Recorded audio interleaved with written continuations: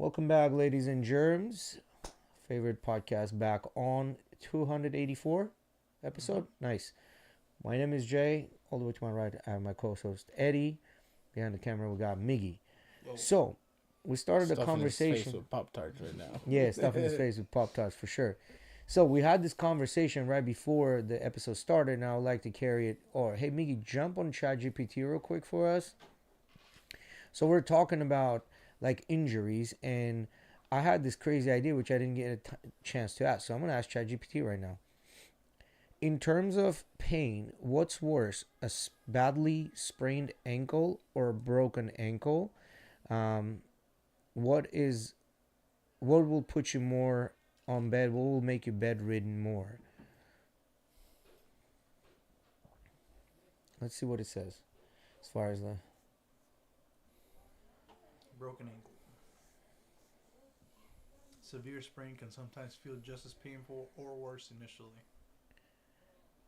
Bad sprain grade 3. Torn ligaments can be extremely painful, lots of swelling, bruising. Sometimes people say it hurts more than a fracture at first because ligaments are highly sensitive. Broken ankle fracture. Sharp, deep pain, especially when putting weight on it, often comes with deformity or instability. Pain is more consistent and doesn't ease up as much. early on severe pain can feel just as bad or worse. So then I guess it just depends, right? Sprained ankle, 4 to 8 weeks recovery time. Go down. I know, like when I 6 to 12 weeks. broke my ankle, I had a cast on for I think it was 6 to 8 weeks, something like that. Yeah, but once you put the cast on, it's a little bit different, right? At that point, you kind of it is kind of still hurting, but at that point, you can put weight on stuff, and Well, it right? depends. You gotta wait a little bit. It's not like the moment they put on the cast, it's like, oh, I can walk around just with the cast on my foot. No, it's not like that. You still gotta wait a little while. Like I broke my ankle in the last 3 days of 8th grade. I remember showing up to the fucking ceremony thing that they did at Tyrone and with walking into the gym with crutches. And I still hadn't gotten the X-rays done yet, I think. I will never forget these fuckers for canceling our 8th grade graduation thing at Busch Garden. I'll never forget that. Why did you guys just get canceled? It was raining. We went to Universal for mine. That shit was fire. I don't care. Busch Garden would have served me just fine. Universal's really cool, but Busch Gardens would have been completely fine. How about Emily's year for COVID? Her graduation years when all the COVID shit went down. Dog, the graduation ceremony, all the senior trips and events got canceled. Everything. I mean, the graduation ceremony still happened, but it was on a much smaller scale. But and that was high school. Yeah. I'm saying, like 8th grade is one thing, but like your actual senior year graduation, that cuts a little deeper. Yeah, you remember? I remember my shit. No, but I'm saying like going from 8th grade to 12th grade, for some people they feel it's a big thing, whatever, like that, especially at that age. But like when you're actually graduating high school and that all that shit gets sacked from top to bottom, it's fucking sucks. I felt bad for Emily, like the senior trip, and then the way they did the graduation ceremony. I remember going. It's like, you remember ours, like all your family gets to sit into the stands and they do like this whole thing where everybody's sitting in front of this big stage, just like every other graduation ceremony. For that one, they had you in the back area, all the students and stuff, and the parents had to be separate, and then they would walk one student out at a time, like up to stage to take the picture and like get this thing, and then you had to leave directly. Like it was just one at a time. Walking up, nobody sitting together, none of that shit. I'm glad I at least walked my high school graduation. I got to do mine. I almost thought I wasn't. Just because a lot of my senior activities got fucked up because of me graduating a semester early and not, like, having the animo to really keep up and actually go back to this. Like, I was already in college. And for me, it was like, all right, now I got to go back to the school just to sign up for this and do that. And I'm not even in my yearbook for senior year. You won't find me because I didn't take my senior pictures. I didn't do any of those things. I don't remember if I took my pictures or not. No. Especially when they came up to me. Senior pictures? No, I did not take senior pictures. And I think even just to get like the normal picture, you had to pay. And I was like, fuck no. I'm good. Yeah. I don't know. You can leave me out of that fucking yearbook. I didn't give a fuck enough about them to pay for them, and I wasn't gonna make my mom pay for them. Yeah. That's just not worth it. But yeah, that COVID era. Some people, I mean, if you have the money and you can do it, go for it. So many traditions got sacked during that era of COVID just because of not being able to, people can't gather kind of thing. I feel like school just sucks for a lot of people in that era. There's the whole entire experience. Yeah. They didn't get to see people fighting. Yeah. They're at home. I also think that kids don't fight as much as they used to when we were our age. Maybe I'm wrong, but dining rooms in middle school for Tyrone. Oh, dude, that was a fucking PvP zone. The cafeteria? Yeah, dude. That shit was a PvP zone. Yeah, it was. Same thing as the bus circle at the end of the day and in the beginning of the day. That too. Yeah, that shit is a PvP zone. A little bit of PvE with the few, administrators and people watching out. Yeah, the adults, the 5 adults that were in a room with 500 kids. Those bus rides were great. You never took the bus? Oh yeah, I took the bus all through middle school and all through high school. In your buses? Yeah, there were fights all the time. Oh, okay. That wasn't the only one. Yeah, no, people fought on buses all the fucking time. Fights. I remember when they would happen in the afternoon. That shit was annoying because the bus driver shut down the whole shit. No, bro, you'd be on the way home, and because a fight happened, guess what that bus driver had to do? Sit there and wait. No, that bitch would take us back to the school. Oh. And have the 2 kids get off the bus, and the administrators would call their parents and all this shit. Our fight was bad. They stopped the bus in the middle of the road and we waited for the cops. Damn, that bad? No, mine, they took us back and they had OC and what was the tall white one, Mr. Baron? No, Mr. Barron was black. Yeah, I thought. black guy. Yeah, Mr. no, Barron. No, Mr. Lion. I think it was Mr. Lion. Big white guy. Big white guy. Yeah, Mr. Lion and OC. I think were sitting there waiting. Probably Barron too. That big motherfucker. I was cool with Mr. Barron because that motherfucker was a big, scary motherfucker. He was big, especially for us middle schoolers. Even then, I'm sure he's 6 something. Just drag them kids around, bro. They be testing his ass. Hell yeah. I used to love watching that shit. Bro. I used to love watching that shit. Because, bro, there was something about, when guys would get into a fight and the administrators would grab them, it would, calm down quite a bit. Maybe some of the kids would still be freaking out. But, brother, when girls would get into a fight and one of them administrators would grab them, that's like you just shot a fucking thing of adrenaline into that little girl. And she freaks out even more. And that shit would go wild. Start doing whirlwinds. I remember plenty of kids getting pinned by them fucking administrators. Motherfuckers are big, bro. Yeah. They're not playing. Hell no, they're not fucking playing. Fuck. That shit didn't really happen in high school, though. People fought. It was after school.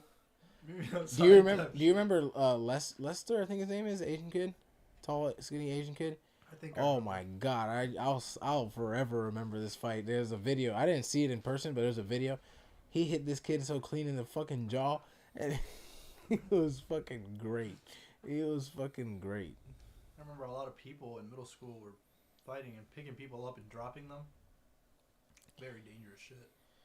But I remember at least it was on the grass. I think in middle school, I don't think I saw the fight, but I remember hearing about a lesbian chick that got her nose ring or her earring ripped out, and the whole thing ripped, all the skin. I think it was her ear. Ow. But it might have been her nose. I don't remember. It was either nose or ear. Yeah, you gotta take them shits off. You gotta stay ready. There's so many things, if you get into a fight and people with jewelry and shit like that. You know Lil Uzi, he got that diamond on his forehead. He's getting it again. Yeah, he's getting it again. But that shit got fucking almost ripped off when he jumped into the crowd. I mean, shit, $20 million natural diamond. You roll across me in a crowd, bro, I might just reach too. You know what I mean? I don't give a fuck if that shit is stuck on your forehead. Yeah, I think he's gonna get a piercings, and then have the piercings hold it in, kind of thing. I don't know how he did it the first time, maybe, but Shit's so uncomfortable to sleep with. Just regular nose rings are already a bit annoying. I've always wanted to get piercings as a kid, but then I thought about it as I got older, and I was like, man, just get in the way. One, I also am not I'm not the biggest fan of how they look either. The reason why you see a lot of guys wear hoops is for that reason. It's because when you sleep, you don't really have to take them off. You can just leave them in, and they'll just slide like inside Yeah, your earlobe. I get what you're saying. They don't have like the They don't have thing sticking out the back poking the that can poke you or get stuck on the pillow or anything like that. No. So I wanted to tell you about the new A7 IV. There's a quite a cool bit of cool features that it added. It really just made a lot of things better. It's like an A7 IV, but it's like an A7 IV and an A7 R5 had a baby. Is essentially what you're getting with an A7 V.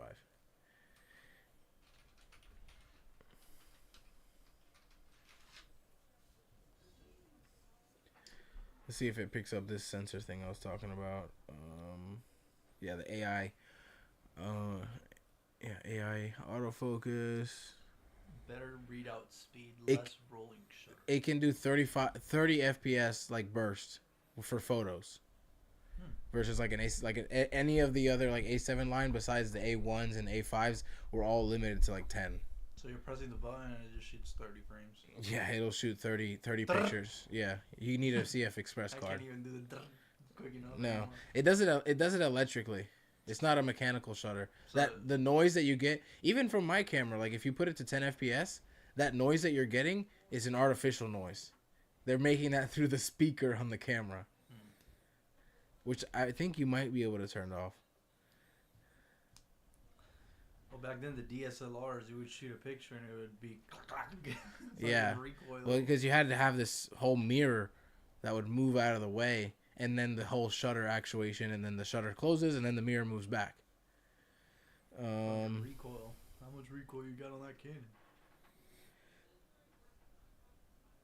No 8K video, 4K 120 requires crop. Yeah, that is the one downside to the camera I've seen so far is if you want to shoot 4K slow-mo, you're going to have to do it in a crop sensor mode. Still uses 33 megapixels. But it's not the same 33 megapixel sensor that's in Bo's camera, the A7 IV. It's a whole new sensor. So just Google that, new A7 V sensor. Or yeah, ask it about that. Maybe, I don't know if we'll see how deep ChatGPT can find the information on this. Biggest upgrade in the So it's a partially stacked sensor. I don't know what I've been hearing about that after looking into cameras for a little while is stacked sensors. I don't know what that means, but apparently it's a big fucking thing. What does this? It'll understand you. I talk to ChatGPT in gibberish and it always understands me. I love it. Normal camera sensor is I basically fucking love it. one layer that captures light, processes data. A stack sensor splits this into layers. Top layer captures light, the image. Bottom layer processes data super fast. Think of it like upgrading from a single lane road to a multi-lane highway. Okay, that makes sense. Now I finally understand it. So that's probably why it More can. processing power, Yeah, so that's probably why it can do the 30 FPS. or not extra processing power, but adding processing power to something that doesn't. It's basically like me, like you're doing a job, and then I come in and I go, "Hey, let me get some of your workload." Mm-hmm. Adding another component. Not fully stacked like high-end cameras, but not basic either. Yeah, I was Processing weird about that trees partially. moved behind the sensor, but not as much as in flagship models. Normal sensor, 1 lane road, partially stacked 3 lane highway, fully stacked 10 lane highway. The sensor can read the image much quicker, better burst shooting, more FPS, less lag, better video. How does it directly influence video? How does it directly influence video?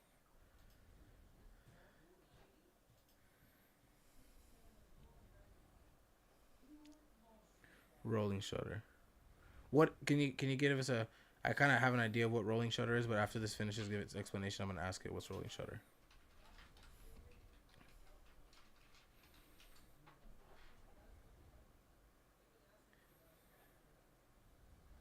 There you go. Now you can hit enter.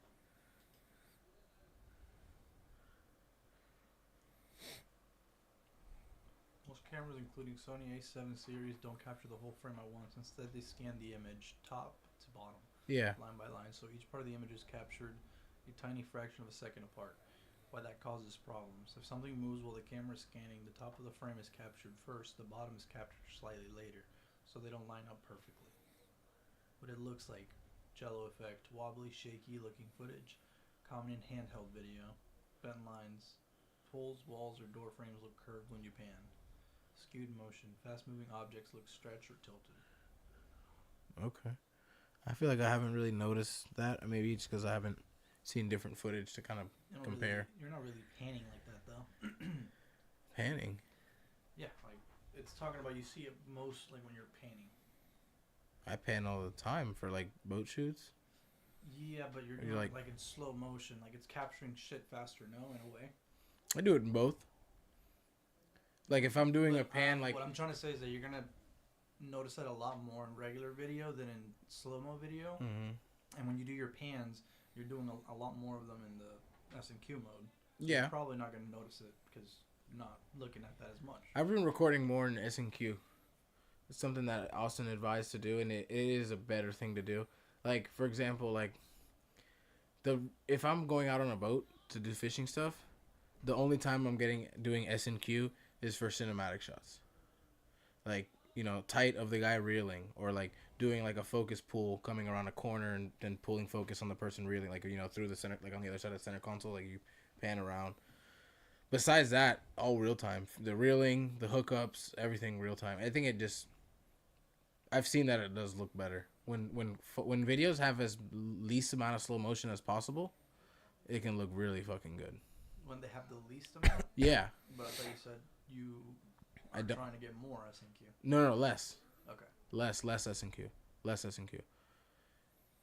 I don't know. If, like, you're doing a reel and 15 of the clips, like 15 clips, right? And 10 of them are in S&Q, nah, don't do that. You can't do the whole entire video in slow motion. Yeah, no. Which we used to do that a lot. Well, some people only knew to do that. Yeah. We'll go up. We asked a question earlier that we kind of skipped over before this one. No? How it directly affects video. What is the first thing to improve vertical lines, bend, jello effect? Okay, it explained that in the other answer.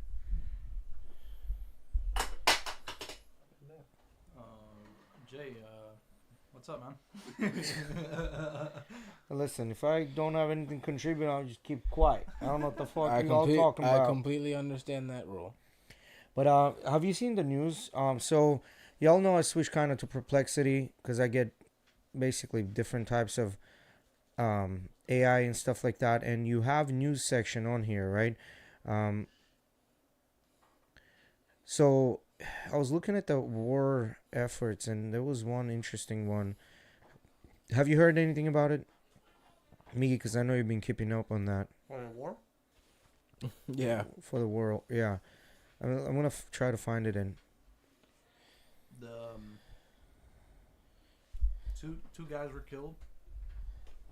Oh, they flew the new leader to Russia for a surgery. That I'm not aware of. I don't remember what he was, the national director or whatever the fuck of, but he got blown up.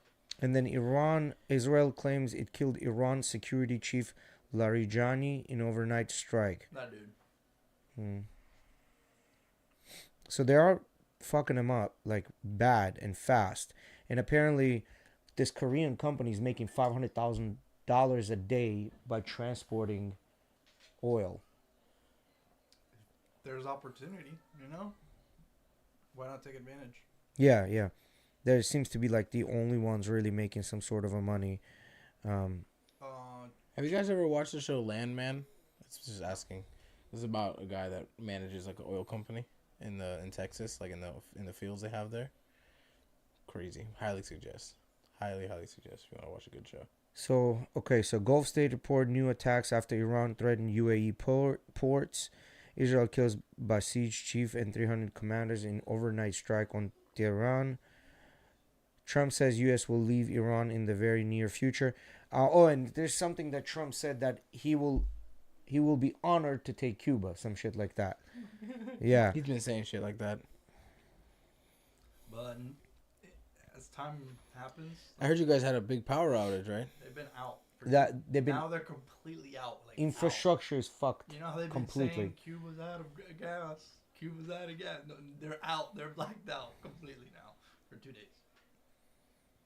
So Yeah, it's bad. It's something. So, question. As time goes on, he keeps talking with a little more confidence about intervening in Cuba. Maybe we can ask ChatGPT this too. Where does the majority of the okay, I can ask it. Where does the majority of electricity provided to Cuba come from? Is it directly from the country, or are they sourcing it from elsewhere? Nowhere. Well, I know they have a bunch of Turkish ships coming in, and Russia was the one that was primarily supplying them back in the Soviet era days, and then they basically. but like for example, where I went for Emily's family in Mariel, and in Puerto Mariel, there's a bunch of Turkish ships there that are essentially power plants. So that was the Turkish nuclear electro. Mostly generated inside of Cuba. Over 80% of electricity comes from oil-based fuels. 95% comes from fossil fuels overall. so basically, so and on another news, apparently it's the 4th day in a row straight Ukrainians been hitting Moscow with drones, like they got bouncing against Can I buildings, ask blowing another up. question, Mickey? Where does Turkey fall into this? If I'm not mistaken, I think Turkey was providing some kind of assistance or electricity directly to Cuba. Those ties were cut because Trump said no more aid to Cuba. When did that happen? Like 3-4 months ago. Okay. That started happening, and that's why Mexico hasn't been able to send them anymore.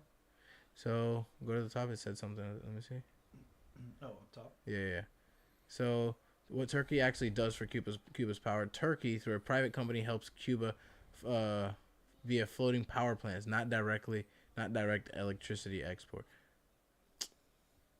Brother, just because you're not shipping the batteries over there, you're just shipping the battery maker. It's like don't do this to me, ChatGPT. Yeah. Ships with built-in power plants and dock Cuban ports generate electricity on site. Can you ask it? What is the percentage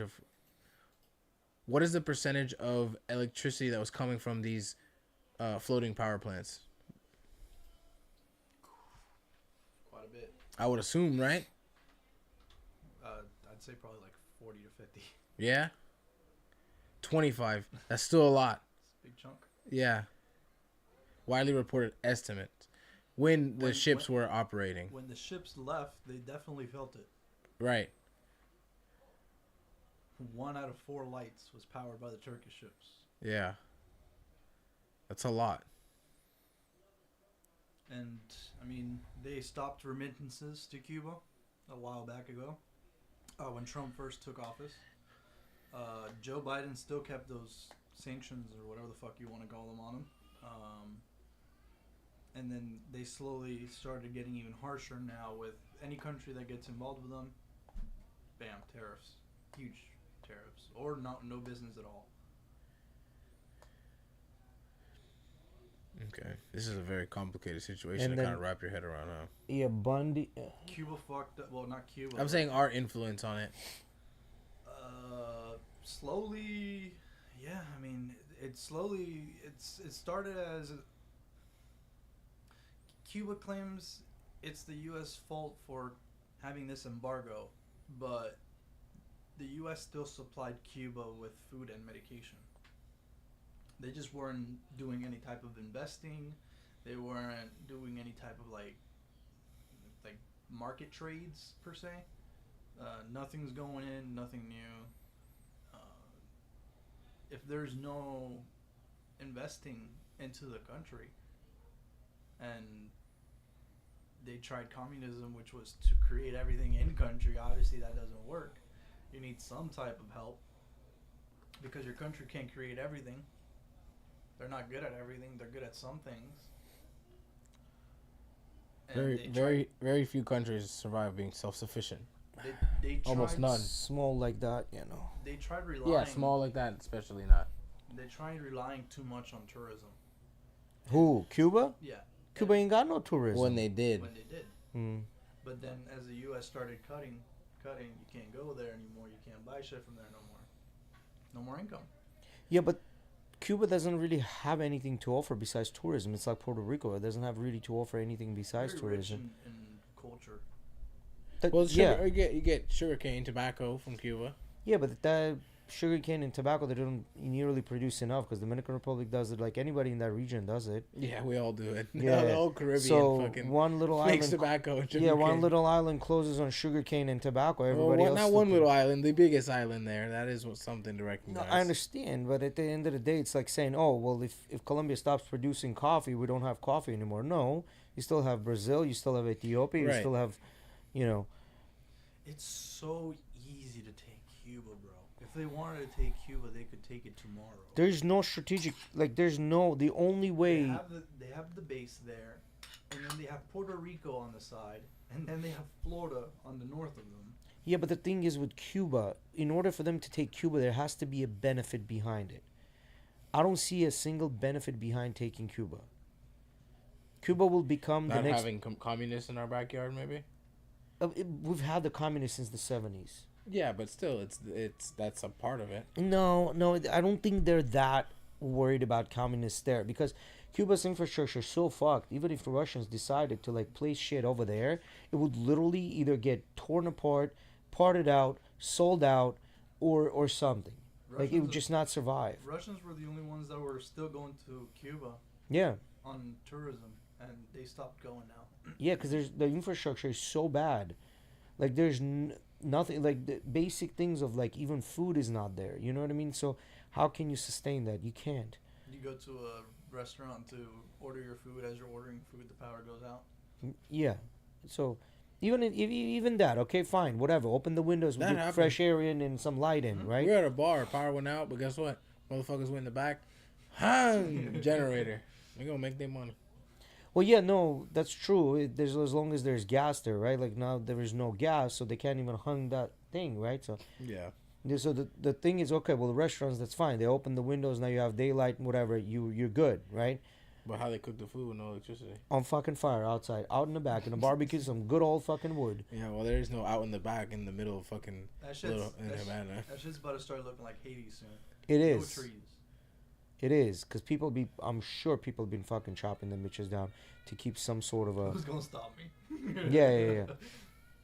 Something to cook, right? So, It's crazy, man. They're so, like, after being there, it's insane the potential you can see in the place. yeah, but that's potential for individual investors, not the entire government. Government doesn't have any benefit from it. From tourism? Zero benefit. Oh. Zero benefit. Government Where is not, do you get this ideology from? because if how is Florida stopped receiving tourism, we're all fucked. yeah, but how's government benefit from tourism? Money? Government benefits from tourism. Yeah, Oh, yeah, taxes? Oh, What do you No, those taxes go to the state. They don't go to the government. Cuba's a single country with no states. Okay, so they took Cuba. They're getting their tax money. Now they're going to themselves support themselves, right? And if they cannot support themselves, then United States government has to come in, pour money in it, make sure they can start supporting themselves until they can support Dominican themselves. Republic did it. What? Because a lot of the money that comes to the Dominican Republic is from tourism. No, I get that, but the money stays in Dominican Republic just like money is going to stay in Cuba.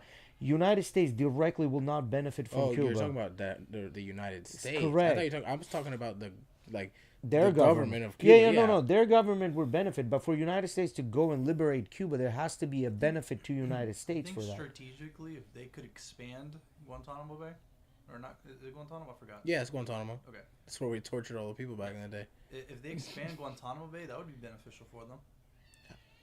In which sense? They already banned Guantanamo Bay. Like that's considered It's inhumane. You're technically not supposed to do Yeah, anything but there. it's still a Navy base. It's still a base. Yeah, yeah. We still They have banned ships torture, there. not the whole base. Okay, so we expanded Guantanamo Bay, right? How much are we gonna expand? We already have Puerto Rico. No, let's just say we want to expand a little bit more. We have more freedom in the island. We can maneuver. We have better relations. We can cooperate with them. It would help us. It would have helped the Cubans 100%. But it would also help us monitor other countries. Maybe we could, maybe in the future, look into helping Haiti. Because they're fucked. If you look at the list of countries that are fucked in the world, they're the first person to get fucked. Oh, Haiti? Yeah. But again, what's the benefit of helping Haiti? There is You no have- benefit. That's why we're not helping them. Yeah, that's what I'm saying. That's the whole point. Like everybody thinks like, oh, United States is this good guy that goes and helps everyone. Yeah, when there's benefit to it. When there's no benefit, they don't.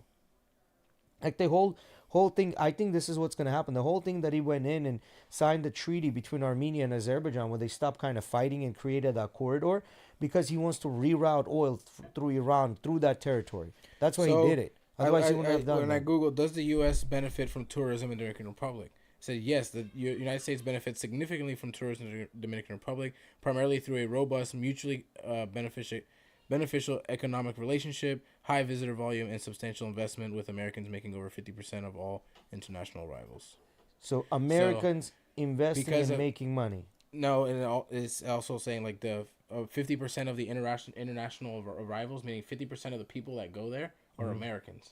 That's fine, but that money that's going from America, it's staying in the Dominican Republic.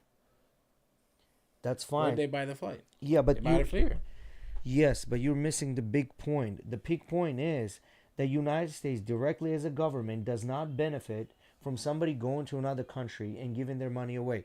The biggest thing in the United States, the biggest amount of money that's leaving the United States is the money that goes out through Western Union to other countries. And a lot of U.S. companies and investors are heavily involved in the tourism, real estate, and hotel sectors. Again, as I said, individual Americans that are going to go in and invest, yes, they will benefit, but the government itself won't. I see what you're saying. Like maybe like monetarily, they might not benefit, correct, but through relations with countries, they will, because sure, the other country is going to be making money that you're going to be missing out on, but they're going to be appreciative of the fact that you're going to have people over.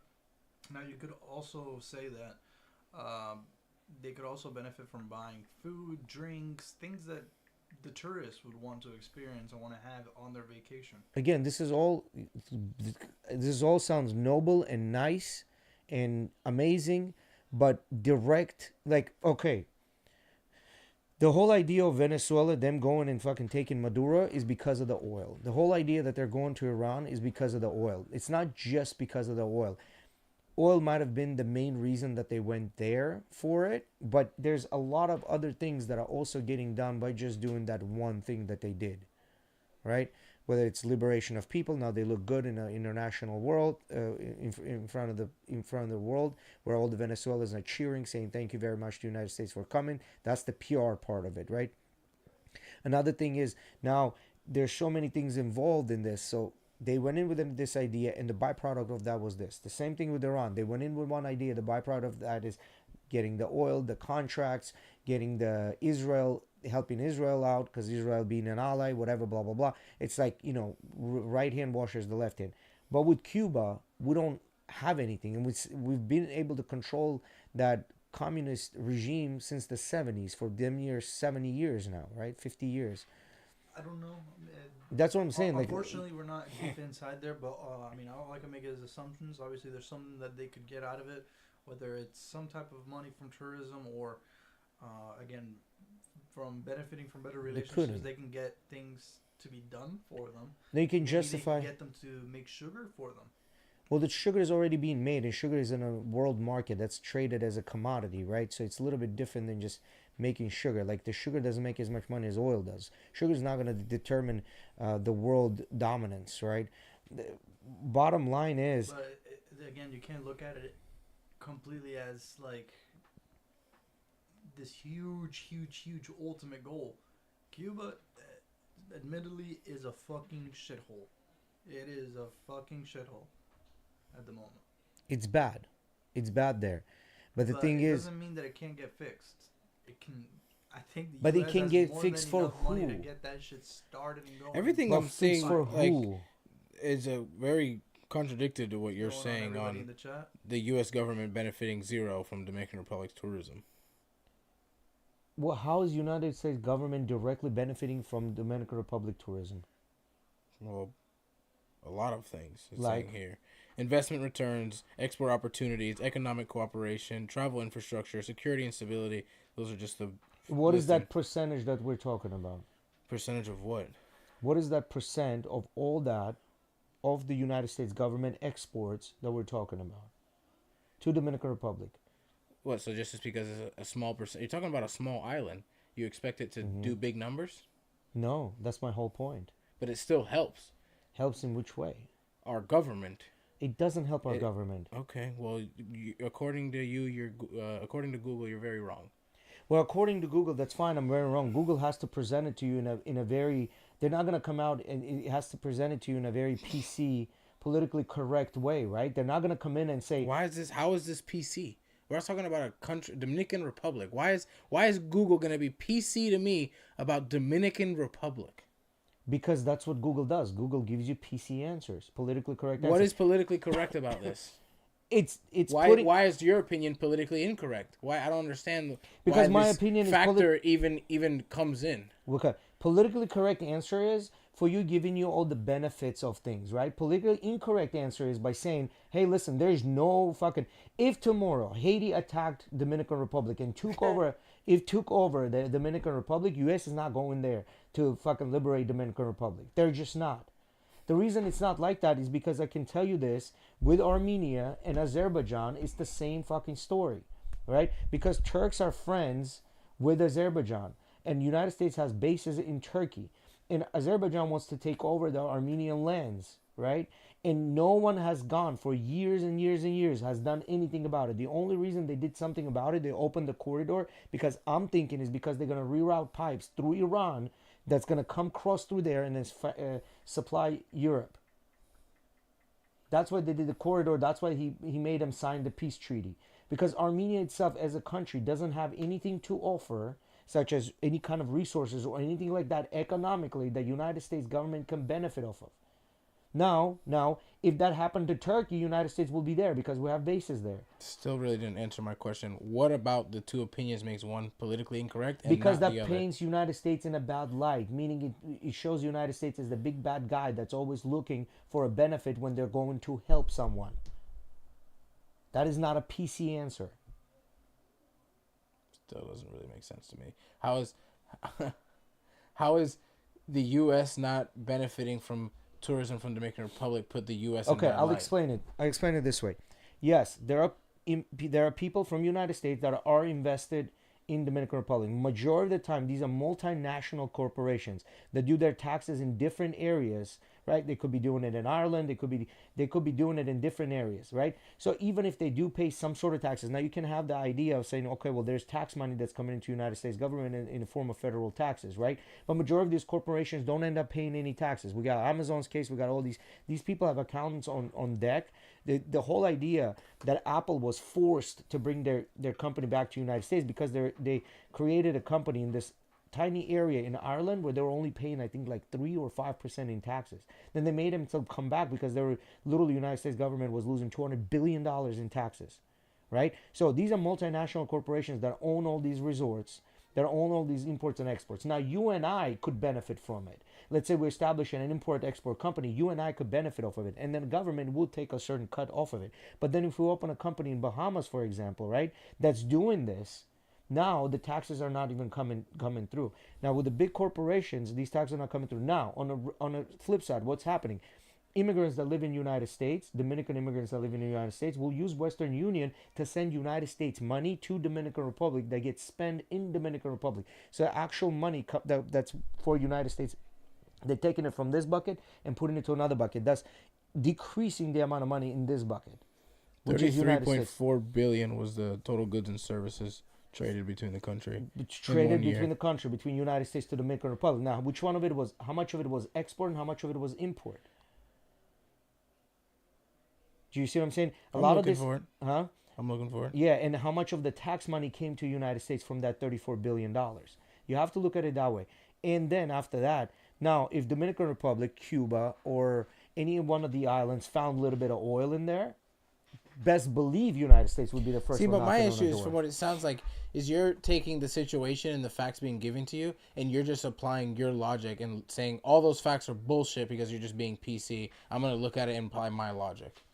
Yes, because whatever they're telling you, that's nice. But when you put the numbers together, right? Even if you take $35 billion of the back and forth, right? $35 billion in a whole scheme of trillions that is an economy makes it's not even a drop in a bucket.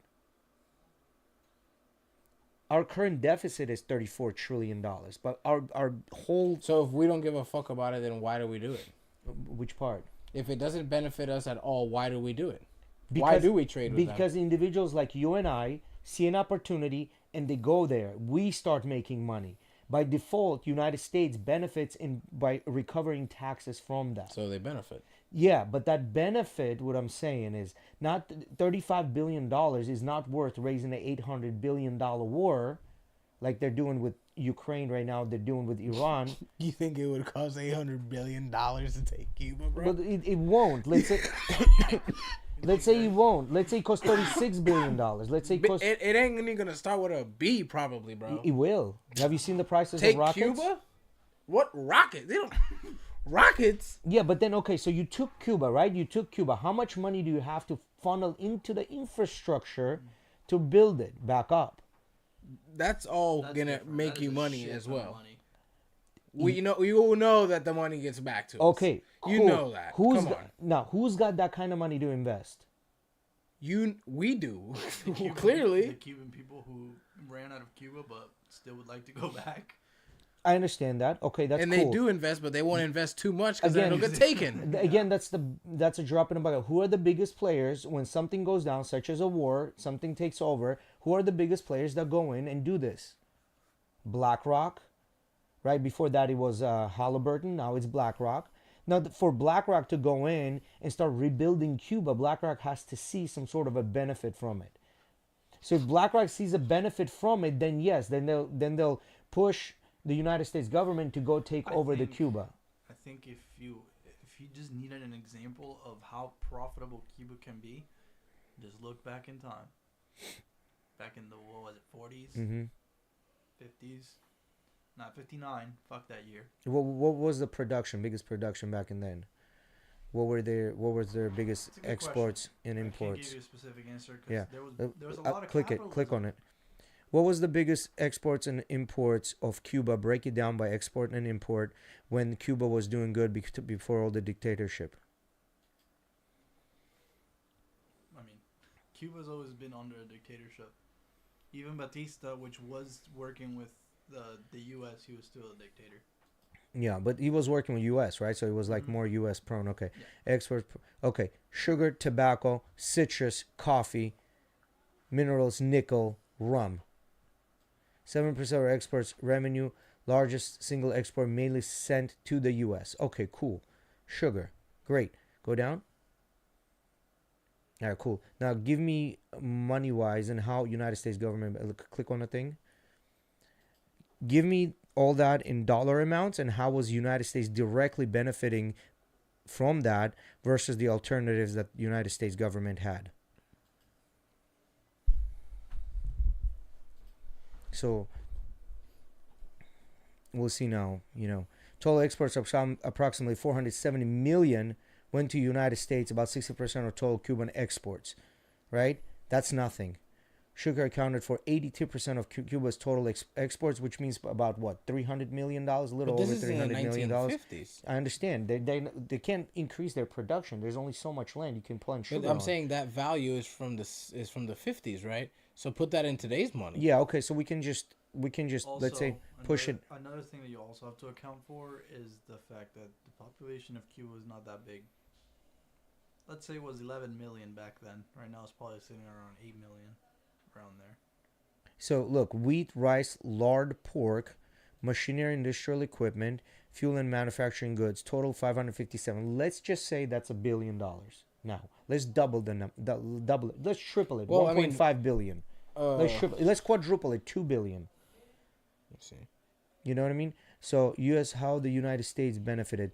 Demand for Cuban sugar in the US. Okay. We're doing that with different people. US corporations invested heavily in Cuba. Okay, great. Cuban mines, whatever, blah blah blah. But don't forget the number, right? The number that was actually benefiting from the export and import. What can you ask it? What is that, like? What was it? 100 and no, I don't remember the number. So Put those numbers now. Go click that. What? The microphone. Put that in a sense where we can understand how much would that be in today's dollars.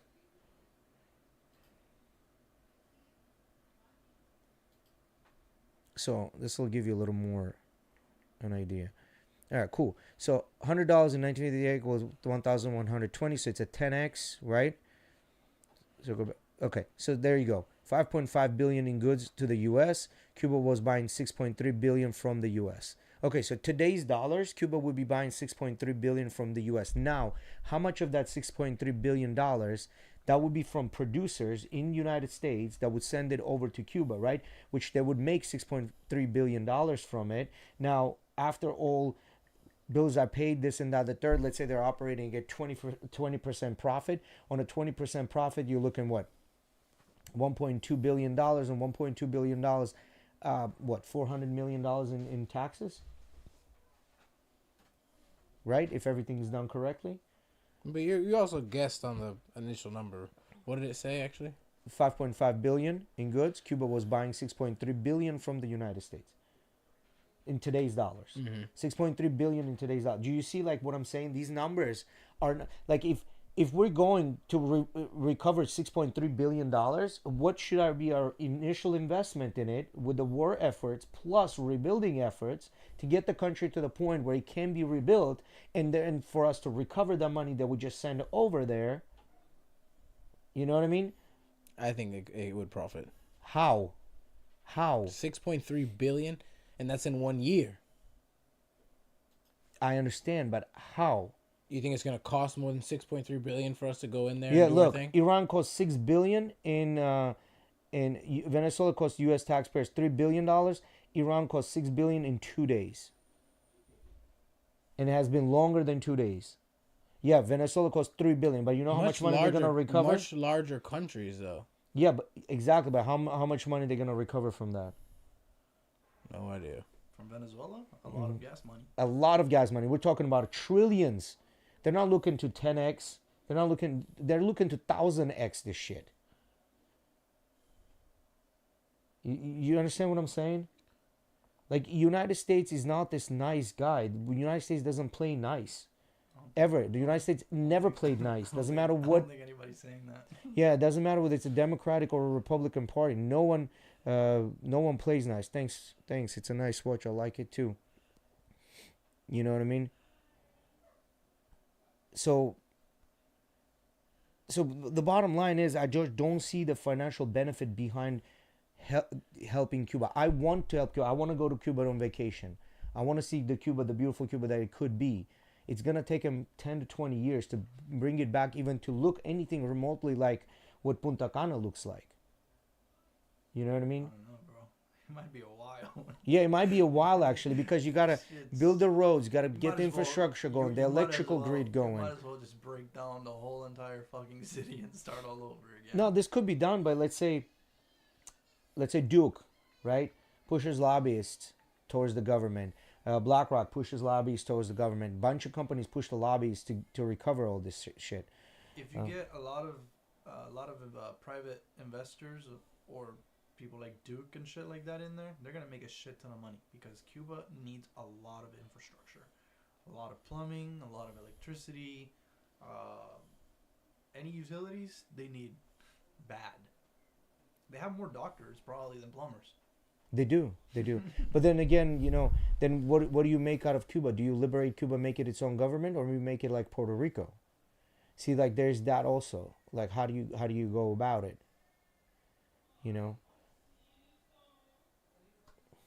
Just in a whole scheme of things, I mean, if you look at it, Elon Musk within the next 5 years is going to be worth $10 trillion. It's one person. One person's net worth is going to be $1 trillion. Government contracts, baby. Yeah, government contracts, I agree with that. Now, government contracts, that's a different story. Now, government contracts will work militarily, right? We'll put a base in there, like this couple of $1 billion in there, to get the base going, whatever, blah, blah, blah. But who are we defending now against in that area? My mom told me What's up, fo? earlier about Elon Musk putting up Starlink up in Cuba, but people not having the technology to receive it. Yeah, it's crazy. It's available. Think they're gonna ship the little satellites you gotta put on your house to Cuba? How are they gonna get them shits? Yeah, exactly. Well, them boys probably went there with that speedboat to bring the satellites, but They weren't able to drop any off. yeah. All I'm saying is, like, it's fucking, it sucks. It sucks, right? Like, we're supposed to be like the guy that protects everyone, but then when you like actually look into things, it's not as clear cut as you want it to be. So I don't know, man. Like, DR is a little bit different, right? Like the DR has a different, like DR has the majority of DR, like isn't DR like the number one country with the supercars, or like in the Caribbean, I in the think so. Caribbean? Is it Yeah. in the Caribbean? Yeah. All right, so it's in the Caribbean. DR is the number one country with Yeah, but do supercars, they right? have 1950s and 40s Chevys? No. No. Yeah. We've got Ferraris and Lamborghinis. Yeah. Pipe down, little boy. No. We're not fixing fucking alternators from the 60s, all right? Yeah, but some of them 1950s Yeah, but are cost you more making than a them run with a than fucking them leaf blower? Ferraris and Lamborghinis, right? It depends which ones. Not really, not on a mass scale like how you would think about Yeah. it, right? Because those 1950s and 60s car, you want to know what's 1950s and 60s about them? The shell. Yeah, everything else is all different. Yeah. A fucking alternator from a Suzuki, the AC system from a Lancia, you know what I mean? Or like they're it's either doing that or they they just rebuild the bolts and everything. They actually cut them out. Or From, they From a they washing machine. yeah, bro. I wouldn't be surprised they put motor from a washing machine in a car. no, I somehow. believe that. But what I'm trying to say, Fuck it, bro. They gotta get it. well, what I'm trying to say, like with DRs, the way DR, can you go back to ChatGPT real quick? What is Dominican Republic's annual GDP? 100 and something billion, 136 billion. That's what I saw when I looked it up just now. Yeah. I think.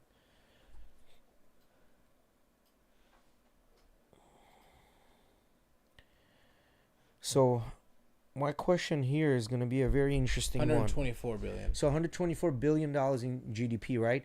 But they're the biggest importer of supercars. To me, this is making not a lot of sense because there's countries that make a lot more money than that, but they're not that much of an importer. Where is that money coming What from? other country makes more money than that? There's millions of countries. No, that no, make I'm more. saying in that area, because they're the number one importer of supercars in the In that area. Caribbean. Well, let's put the microphone. Where does Dominican Republic rank in as far as importing supercars into Dominican Republic versus the world? Very low. Of the world, very low. Well, let's just see. I mean, we're not talking about Dubai's and all that stuff, right? Well, it's gonna list those. I don't know the answer to this, so Around 200 a year, it says, year? right? Lower And- than pre-COVID levels. okay. 369 in pre-COVID. So let's look, say one max 400. Look. 1% of their GDP, more than 1% of their GDP is supercars. More than 1% of their GDP. Just to put it in a perspective, 1% of United States earners earn like 3 million and above. No, that's 0.1%. 1% I think is like $700 or $800,000 a year. How does the Republic stack up? Go down? Yeah, I mean,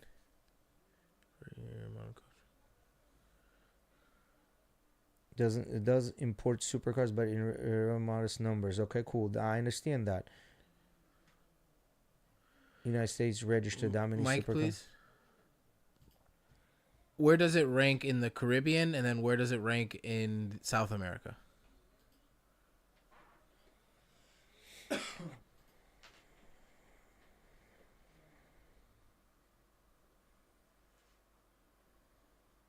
Cool. There we go. So Puerto Rico's even larger, actually. Yeah, because of Puerto Rican the no tax laws, bunch of rich people go there. Yeah, The that's next- all Americans. That's all Americans, right? Yeah. Number 2 in Caribbean in the world. What is it in South America? Go down. Brazil, Mexico, Argentina, Chile, Colombia, other markets like Peru, Ecuador have notable sales imports. So in South American ranking, the Dominican Republic is a much smaller market overall. Vehicles imports not in the same Also, tier as Brazil, Mexico, Argentina. extremely small fraction of the size of a country. You know? Yeah, but Brazil is also fucking the size of United States. You Yeah, know, it's huge. you know what I mean? Yeah, Like Brazil's it's a huge. small country that imports that many cars. Like my question is, where is this coming from? The money. Yeah, the money. Where is the money coming from? There's multiple avenues. There's multiple avenues of money that's coming from. I think that. So you're saying 200 of them a year? Yeah. Maybe 200 to 400, depending on how the year's going, right? Because there was close to 400 pre-COVID. I would say you're gonna have the guys that own all the resorts, Yeah. the guys that make music, Yep. and the guys that are on TV. And the guys that sell drugs. Don't forget those. Yeah, that too. And where do those guys that sell drugs Even rank? then, like, The DR is only so big of a country. Market ain't that fucking big. The DR is the number one stop when it's coming from South America. Drugs Yeah, stop but at it's DR, just then come to United then States. come here. Yeah. Not a lot of them stay there, I think. No, they don't. But that exchange of hands bumps up the price of the drugs, right? They're making a cut on top of that. Right, yeah, the people in DR are making money off Yeah. of that, yeah. So what I'm saying is, like, Very small select few of people. Exactly. Versus here, you're going to have a banker driving a fucking Ferrari. exactly. What I'm trying to say, when you have a 1.1, little over 1% of your entire country's GDP in cars, like that in a year. 18% of in it a, is... is it in a year? 18% of it is tourism. 18% of his tourism in a When I year. looked it up, that's what it says. yeah. 16 to 18%. Bruh, like, The tourism is $20 billion. yeah, there you go. So over $20 billion. the rest of it is clearly their own stuff, whether it's, exports, imports, sugar, this and that, the third, the fourth, tobacco, mangoes, whatever it has to be, right? But again, like, these are big numbers. What is it? What does it say? The Epstein class wants to take Cuba to build a techno state, a free state like they... Techo? Who you put it spelled like Techo? A free state like they want to do in Greenland. Now that could happen, but the Greenland is full of resources. So unless they're gonna like implement this, like somehow they're gonna use the salt water to cool their systems, and if they, let's say, build like a Silicon Valley or I don't necessarily like a free state, like where they can just hide their money or do whatever they want to do, kind of like a Panama type of deal, non-extradition type of deal.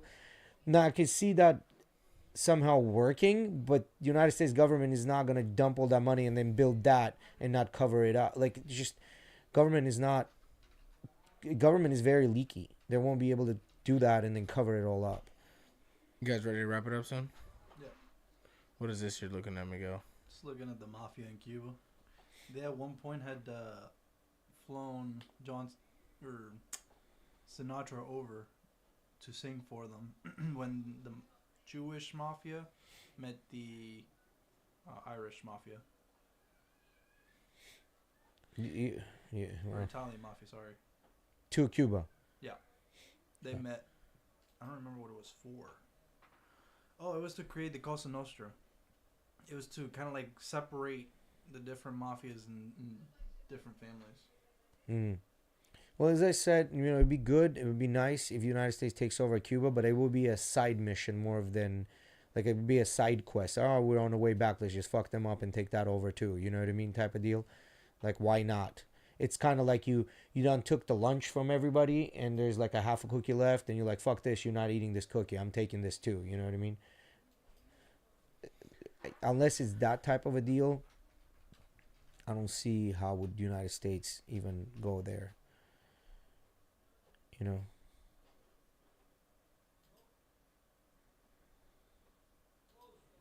What does it say? To safely establish it as a gangster state free from U.S. law enforcement, organized by Lucky Luciano and managed by Meyer Lansky, who also worked for the U.S. CIA, I believe. The meetings aim to expand casino operations, coordinate narcotic trafficking, and resolve internal disputes over control of Vegas. There you go. That tells you right there where you can look in the future what would be happening. The mob had a cozy partnership with Cuban President Fulgencio Batista, who took a percentage of profits and provided protection. So you're looking, unless they're making like a Puerto Rico type of a deal, which we already have Puerto Rico type of deal. There's not enough rich people in the United States to use something like Puerto Rico. Now you have another Puerto Rico type of deal as Cuba. You know what I mean? All right, guys, let's wrap it up for today. Thank you, everyone, for joining us. Appreciate you guys in the chat. And we'll see you guys on Thursday. Peace.